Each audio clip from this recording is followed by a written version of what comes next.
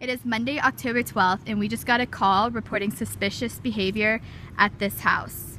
The neighbor said that she saw a man jump into a white van and drive away. Approaching the house, you notice tire marks on the concrete in front, but this could possibly be from this car that is parked right here.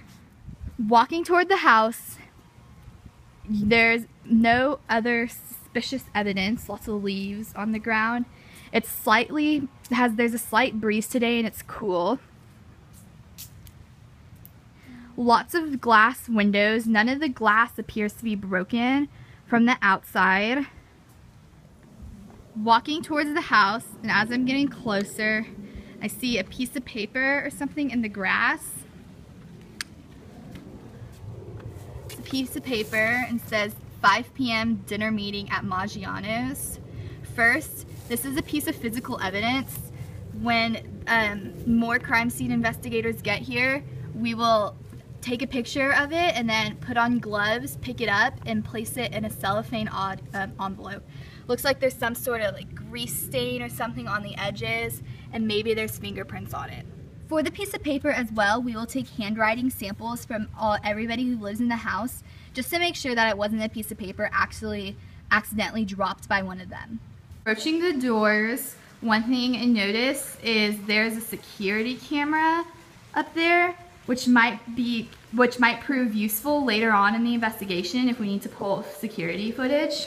So the neighbor said that she saw a man run out of the front of the house, so run that way and get in his car. I'm checking the door now to see if there are any signs of forced entry on the lock, which there doesn't really appear to be, and there's also no broken glass.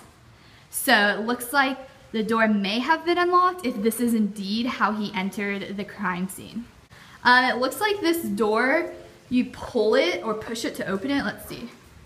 Okay, you can pull it to open it, and it hinges that way and kind of swings in. So coming in, you notice that some of the lights are on. These lights in this main hallway right here. Appears that that's the dining room. It looks like the main crime scene is this room. Looks pretty distraught. Walking into this room, I noticed there's some footprints on the ground right here and here. They look like prints from the bottom of a shoe. So when more CSI investigators here, we'll take tape and lift the footprints or the shoe prints up. That way we have an impression and we can run them against other shoe prints that we have saved in our database. And then, but before we do that, we will definitely make sure to photograph them. Entering this crime scene, I'm going to go through it in an inward spiral pattern because there's only one of me, and that's the easiest way to make sure that I cover every area or every inch of this room. And also just because it is a simple pattern and it is easier for me to stay focused. So walking in here, first thing I noticed is all the cabinets and drawers are open. Also, all the lights are off and all the windows are open. So I'm gonna start in this corner and go this way. So walking this way, it doesn't appear to be anything on the floor or anything wrong with the shelves. Seems to be pretty okay.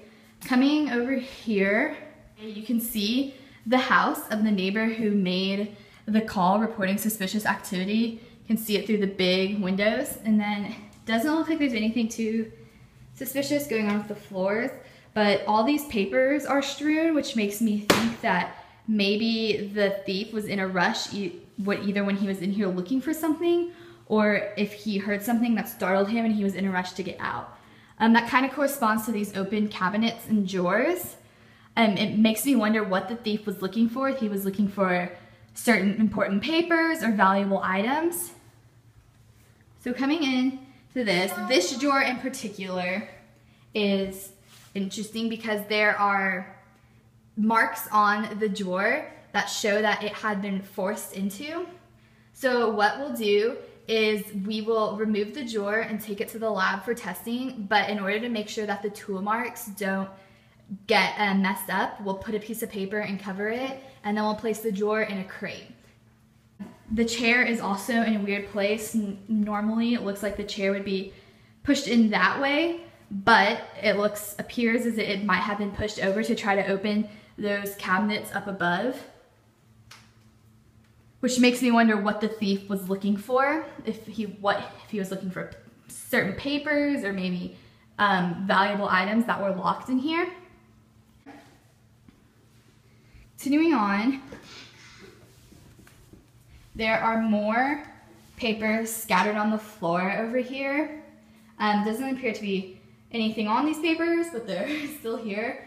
And then also coming, you see these threads on the ground. It looks like, so what we'll do with these threads is after we photograph them, we'll put on gloves and pick them up and place them in a paper bindle, and then place the paper bindle into a coin envelope, and then on the coin envelope mark the date, the room or area it was in, and the case number and a brief description of the fibers. And hopefully the lab will be able to tell us where they came from and what material they're made out of. It looks like it might have actually gotten snagged on the corner of this desk and then landed on the floor. So continuing walking around, there's this chair here and this chair here. It looks like something got knocked out of this chair. Looks like there's a business card and some papers, so that will be collected for evidence as well. And then continuing back around in our kind of spiral pattern, going to look, and we see that on the desk there appears to be a binder that was thrown open, looking for something, assuming that the homeowners didn't leave it open. And then continuing on, more papers, some boxes. There's also some fingerprints you can see right here. And these fingerprints will be picked up and documented.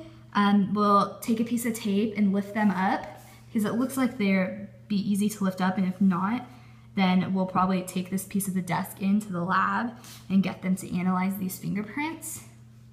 But we will photograph them first. As with everything in this crime scene, we will photograph it before we remove any evidence, just as precautionary and safety measures. So assuming that the thief left and exited through the front door, which I said he was seen running through the front of the house, he probably would have just pushed it open like that and walked back out.